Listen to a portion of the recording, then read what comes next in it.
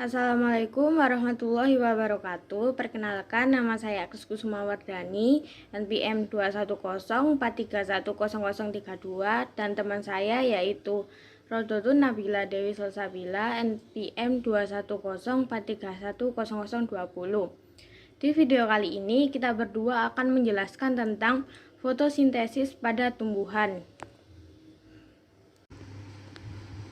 Fotosintesis adalah proses pengubahan senyawa air dan karbon dioksida dibantu oleh cahaya matahari yang diserap oleh klorofil sehingga menghasilkan senyawa glukosa.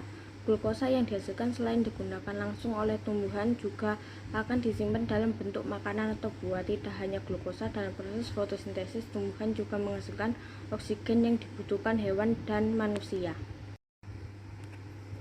Fotosintesis tidak hanya dilakukan oleh beberapa tumbuhan, beberapa spesies bakteri, protozoa, dan alga juga mampu melakukan fotosintesis. Proses fotosintesis pada tumbuhan. Yang pertama, daun akan menangkap energi dari cahaya matahari melalui klorofil. Yang kedua, air yang tersimpan di tanah akan diserap oleh akar dan disalurkan oleh batang menuju ke daun. Yang ketiga, gas karbon dioksida di lingkungan sekitar tumbuhan akan diserap oleh daun melalui mulut daun. Yang keempat, daun akan melakukan proses memasak makanan atau fotosintesis bagian daun yang dinamakan kloroplas.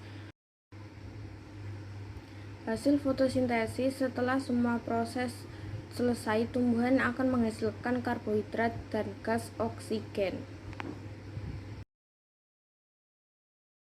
Selanjutnya adalah faktor yang mempengaruhi fotosintesis. Terdiri dari 5 faktor. Yang pertama adalah cahaya. Cahaya sendiri terdiri dari 2, yaitu intensitas cahaya dan panjang gelombang cahaya. Intensitas cahaya, setiap tanaman cahayanya berbeda-beda, seperti tanaman jenis C3 yaitu kacang-kacangan, pas, kedelai, kentang, dan toleransi akan cahayanya rendah, sehingga ketika terpapar intensitas cahaya tinggi, tidak meningkatkan intensitas fotosintesisnya. Sedangkan pada jenis tanaman C4, tebu, jagung, dan sorghum, toleransi akan cahayanya tinggi. Jadi, pada intensitas cahaya yang tinggi akan meningkatkan intensitas fotosintesisnya. Yang kedua adalah panjang gelombang cahaya. Setiap spektrum warna mempunyai panjang gelombang yang berbeda-beda.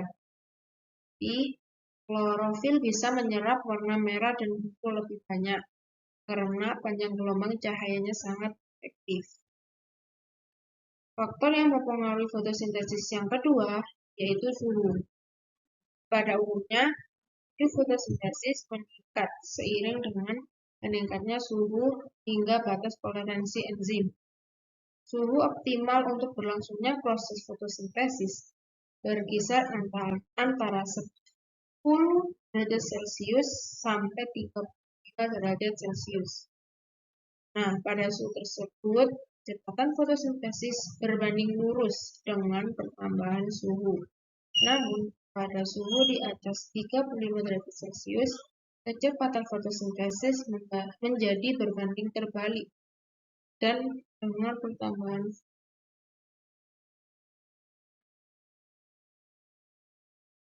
pada suhu dan intensitas cahaya optimum, suplai karbon dioksida meningkat, sehingga kecepatan fotosintesis pun meningkat. Dan waktu yang paling baik bagi tumbuhan untuk melakukan proses fotosintesis adalah di siang hari, karena suhu pada waktu siang hari cukup tinggi, sehingga kerja enzim-enzim dapat maksimal.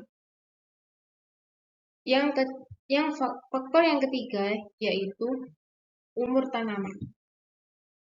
Ketika tanaman sudah dewasa, jaringan-jaringan akan terbentuk semakin sempurna. Hal ini membantu meningkatkan efektivitas dan laju proses fotosintesis. Yang keempat adalah konsentrasi karbon dioksida dan oksigen. Karbon dioksida sangat mempengaruhi fotosintesis. Semakin tinggi konsentrasi karbon dioksida di udara akan meningkatkan laju fotosintesis. Berbeda dengan oksigen, semakin banyak konsentrasi oksigen akan membuat intensitas fotosintesis menurun. Dan yang kelima yaitu air dan kandungan hara. Proses fotosintesis akan terganggu apabila tumbuhan kekurangan air. Begitu juga dengan air yang melimpah. Ini juga akan mengganggu proses fotosintesis ulang. Jenis reaksi pada fotosintesis yaitu terdiri dari dua. Yang pertama yaitu reaksi terang dan yang kedua reaksi gelap. Reaksi terang merupakan reaksi fotosintesis yang memerlukan cahaya. Reaksi terang terjadi di tilakoid, yaitu struktur cakram yang terbentuk dari pelipatan membran dalam kloroplas. Struktur tilakoid yang bertumpuk-tumpuk disebut dengan grana. Energi kimia yang dihasilkan pada reaksi terang yaitu dalam bentuk ATP, NADPH, dan juga oksigen. Energi kimia ini kemudian disimpan dan dimanfaatkan sebagai sumber energi untuk reaksi gelap. Yang kedua yaitu reaksi gelap. Reaksi gelap tidak membutuhkan cahaya dan terjadi pada bagian kloroplas yang disebut stroma. Bahan reaksi gelap adalah ATP dan NADPH yang dihasilkan dari reaksi terang dan juga karbon dioksida yang berasal dari udara bebas. Tujuan utama reaksi ini adalah menghasilkan karbohidrat dengan cara mengikat karbon dioksida di udara.